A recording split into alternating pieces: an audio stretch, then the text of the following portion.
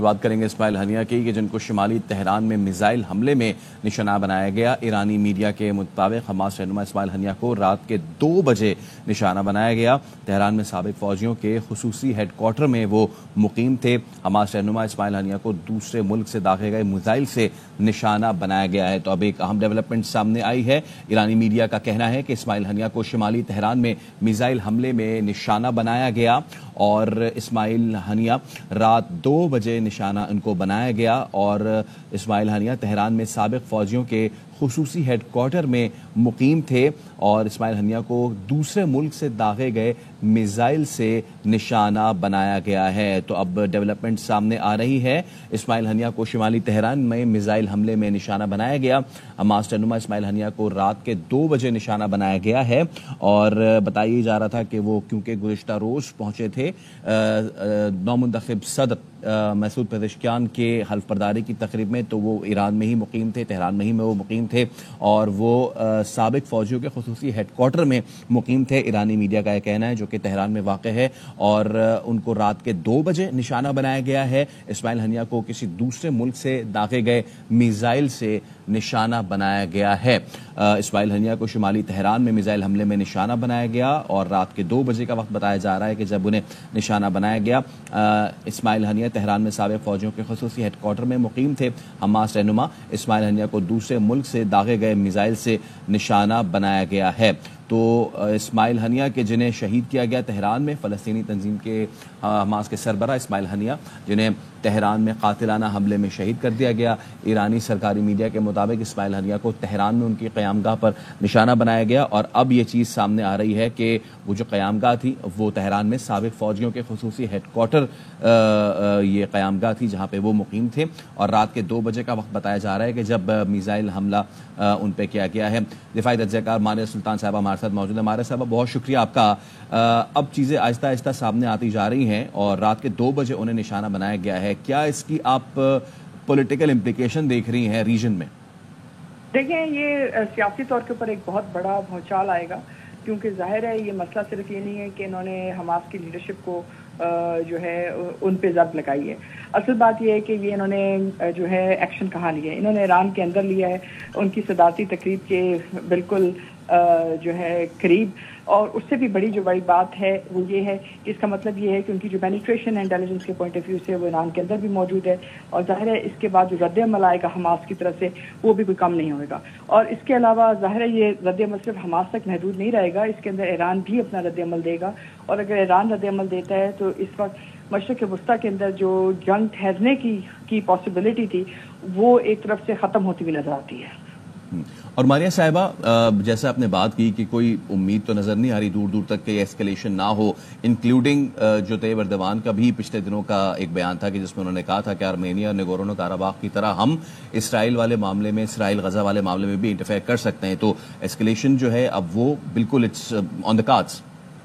دیکھیں، کارڈ پہ تو ہے، لیکن اس میں صرف یہی ہے کہ اس ایسکیلیشن سے، کہ اس خوف سے کہ ایسکیلیشن بہت زیادہ نہ ہو سکتا ہے کہ جو بین الاقوامی طاقتیں ہیں اور جو بڑی طاقتیں ہیں وہ کچھ جو ہے غزہ کے معاملے میں کچھ نرمی دکھائیں۔ لیکن اگر آپ پچھلے کچھ دنوں کے واقعات کو دیکھتے ہیں تو آپ کو یہ بات واضح طور پہ نظر آتی ہے کہ اسرائیلی پرائم منسٹر امریکہ کے دورے پہ تھے اور ساتھ ہی نہ صرف انہوں نے امریکن پریزیڈنٹ بلکہ پریزیڈنٹ الیکٹ سے بھی ملے، یعنی کہ وہ اپنے اتحادیوں کو ساتھ لے کے چل رہے ہیں اور یہ ایک اچھی خبر نہیں ہے، کیونکہ ظاہر سی بات ہے اس سے جو بھی علاقائی توازن ہے اس بالخصوص غزہ کے اندر جو صورتحال ہے وہ اچھی خاصی بگڑ سکتی ہے اور ریجن کے اندر بھی۔ اس کے علاوہ جہاں ان کے جو باقی اتحادی ہیں خطے کے اندر ان کے اوپر بھی ضرب لگائی جا سکتی ہے، تو ایک طرح سے یہ مشرق وسطیٰ میں ایک بہت بڑی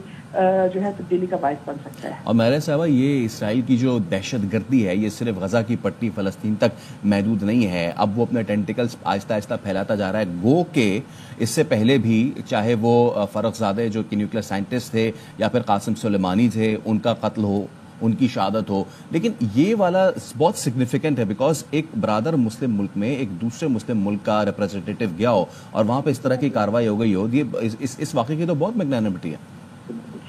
جی دیکھیں، ظاہر سی بات ہے اگر یہ معاملہ جاری رہتا ہے تو اس کا مطلب یہ ہے کہ حماس جو ہے نہ صرف اپنے رد عمل کی طرف جائے گا لیکن اس کے ساتھ ساتھ اسرائیل کے اوپر یہ بات تو واضح ہے کہ جہاں ان کے مقاصد ہیں وہ اس کے لیے کسی بھی حد تک جا سکتے ہیں۔ اور ماریہ صاحبہ ایسے میں کہ جب آپ کو پتا ہے کہ یو ایس الیکشنز بھی بالکل قریب ہیں، نیتن یاہو نے ابھی دورہ بھی کیا ہے، آپ کو لگتا ہے کہ اسرائیل نے یہ جو ایک ویکیوم ہے، پری الیکشن ویکیوم، اس کو بھی استعمال کرنے کی کوشش کی ہے تاکہ ان کو زیادہ کوئی چھیڑا نہ جا سکے؟ اس وقت وہاں پہ کوئی ایسا اتھارٹی نہیں ہے جن کو آئے اور کہہ سکے Joe Biden himself is in very weak position. دیکھیں انہوں نے اس وقت جو ان کے درینہ تعلقات ہیں امریکن صدر کے ساتھ بالخصوص ڈیموکریٹس کے ساتھ اس کا استعمال کیا، اور اس کو استعمال کرتے ہوئے انہوں نے جو ہے یہ ضرب لگائی ہے، کیونکہ وہ نہیں چاہتے تھے کہ کسی طرح اگر ٹرمپ جو ہے الیکشن میں آتے ہیں تو ظاہر ہے اس سے معاملات کسی اور طرف جاتے. یہی وجہ ہے کہ انہوں نے اپنی میکسیمم پوزیشن کو استعمال کرنے کی کوشش کی اور یہ مطلب پیدا کرنے کی کوشش کی ہے کہ یہ دوسری طرف نہ جائے، یعنی کہ جو بھی بین الاقوامی طور پر ان کو پریشر آ سکتا تھا وہ امریکہ کی مدد سے اور بالخصوص ڈیموکریٹ حکومت اور بائیڈن کے صدر ہونے کی وجہ سے وہ روکنا چاہ رہے تھے. اور ماریہ صاحبہ ایران نے تو یہ کہہ دیا ہے کہ دس will not go in punished, لیکن یہ بار تو اب ایران پہ بھی ہے، کیونکہ نہ صرف یہ کہ ان کے ملک میں ایک برادر اسلامی ملک کا ریپرزینٹیٹو شہید ہوا، بلکہ ان کے اپنے حالات جو ہیں ابراہیم رئیسی جو ہے وہ شہید ہوئے. تو ایران کی کیا پوزیشن دیکھ رہی ہیں سارے معاملے میں؟ دیکھیں ایران کی پوزیشن جو ہے وہ بہت نازک ہو گئی ہے، کیونکہ یہ ایک ان کو بہت بڑا دھچکا ہے. اگر یہ کام وہ نہیں کرتے، مطلب وہ اس صورتحال کا جائزہ نہیں لیتے، اس صورتحال کو بہتر نہیں کرتے، تو ان کے لیے یہ معاملات آگے مشکل کا سبب بن سکتے ہیں. یہ ان کے لیے بہت بڑا انٹیلیجنس فیلئر ہے، اس کو کسی صورت نہیں آپ ایک طرف دھکیل سکتے، کیونکہ ظاہر سی بات ہے کہ یہ انٹیلیجنس فیلئر راتوں رات تو نہیں ہوا. اس کا مطلب یہ ہے کہ اسرائیلی انٹیلیجنس کی ایران کے اندر بڑی دور تک پہنچ ہے. اور ماریہ صاحبہ اس تمام اب دیکھیں، اب بات